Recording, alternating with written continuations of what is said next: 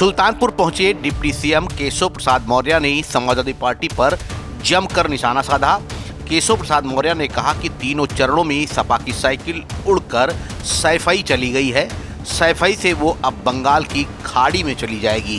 कांग्रेस पर निशाना साधते हुए उन्होंने कहा कि कांग्रेस का हाथ ननिहाल चला जाएगा। अब जब गांव में लोग कहते हैं हम भाजपा को वोट देंगे तो सपा की छाती फट जाती है।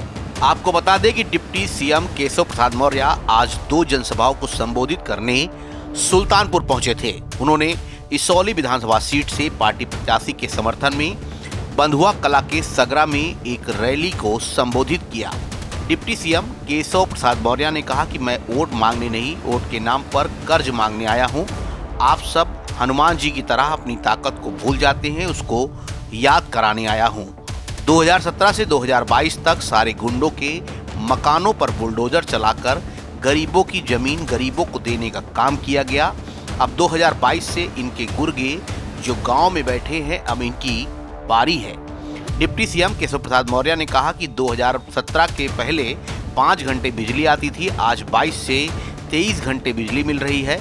पहले विपक्षी पार्टियां सुल्तानपुर से लेकर अमेठी और रायबरेली को अपनी जागीर समझते थे, लेकिन अब यहां भी भाजपा को भरपूर प्यार मिल रहा है। सीएम योगी की तारीफ करते हुए उन्होंने कहा कि सीएम को सभी गरीबों, महिलाओं और युवाओं की चिंता रहती है, वह सभी के लिए जी जान से काम कर रहे हैं। डिप्टी सीएम केशव प्रसाद मौर्य ने कहा, कोरोना काल में हमारी सरकार ने सभी को राशन पहुंचाया। 2022 में हमारी सरकार बनने के बाद किसान को सिंचाई के लिए फ्री बिजली मिलेगी।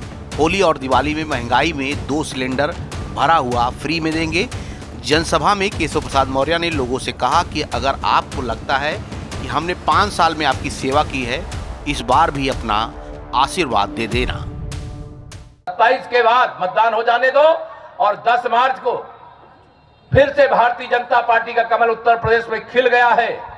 बाकी चरणों का केवल मतदान होना बाकी है, लेकिन मैं आपसे इसौली का कमल का फूल मांगने के लिए आया हूं।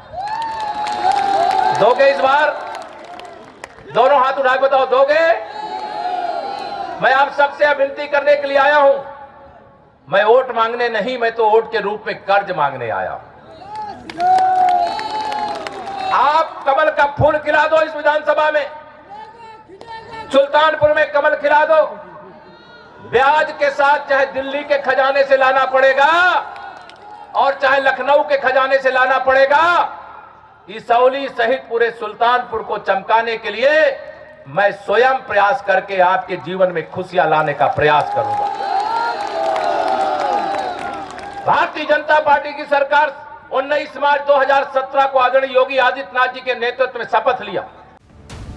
सुल्तानपुर से नाव 44 के लिए अशोक गौतम की रिपोर्ट। सुल्तानपुर और अमेठी की सबसे पहले और सबसे तेज